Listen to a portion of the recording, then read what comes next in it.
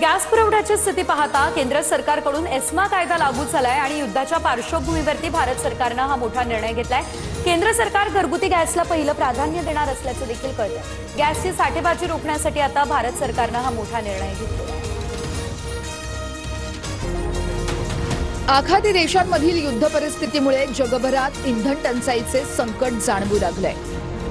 भारतात व्यावसायिक आणि घरगुती वापराच्या गॅस सिलेंडरचा तुटवडा जाणवत आहे। त्यामुळे देशामध्ये केंद्र सरकारने एस्मा कायदा लागू केलाय। महाराष्ट्रासह संपूर्ण देशात घरगुती गॅस, नैसर्गिक वायू आणि व्यावसायिक गॅस सिलेंडरचा तुटवडा जाणवू लागलाय। पुढील काही दिवस युद्ध सुरू राहिल्यास ही परिस्थिती आणखी गंभीर स्वरूप धारण करू शकते। या पार्श्वभूमीवरती केंद्र सरकारने एक महत्त्वाचा निर्णय घेतलाय। देशात एस्मा कायदा लागू केल्याने आवश्यक वस्तूंची साठवणूक आणि काळाबाजार करण्यावर प्रतिबंध लागणार आहे। घरगुती गॅस सिलेंडरला पहिलं प्राधान्य देण्यात येणार। व्यावसायिक गॅस सिलेंडरसह इतर पुरवठ्याला दुसरं प्राधान्य असणार आहे। पेट्रोल, डिझेल किंवा गॅसच्या साठेबाजी विरुद्ध सरकार कठोर कारवाई करणार असल्याचं सूत्र सांगतायत। राज्य सरकारांना साठेबाजी रोखण्यासाठी कायदेशीर कारवाई करण्याचे आदेश असल्याचंही सूत्र सांगतायत। गॅसचा काळाबाजार होऊ नये यासाठी भरारी पथकं नेमण्यात आली आहेत।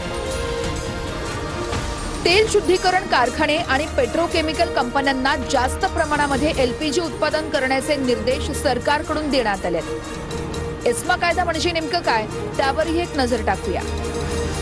एस्मा हा कायदा भारतीय संसदेनं 1968 साली मंजूर केला होता। आपत्कालीन काळात आवश्यक सेवांचा सुरळीत पुरवठा राहण्यासाठी हा कायदा आहे। दैनंदिन वापरात लागणाऱ्या गोष्टी आणि सेवांचा एस्मा कायद्याच्या कार्यकक्षेत समावेश होतो।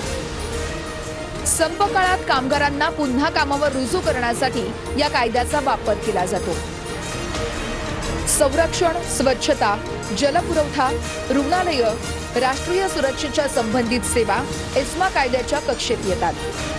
पेट्रोलियम, कोळसा, वीज, पोलाद वितरणाशी निगडीतल्या संस्था, कंपन्या या कायद्याच्या कक्षेत येतात।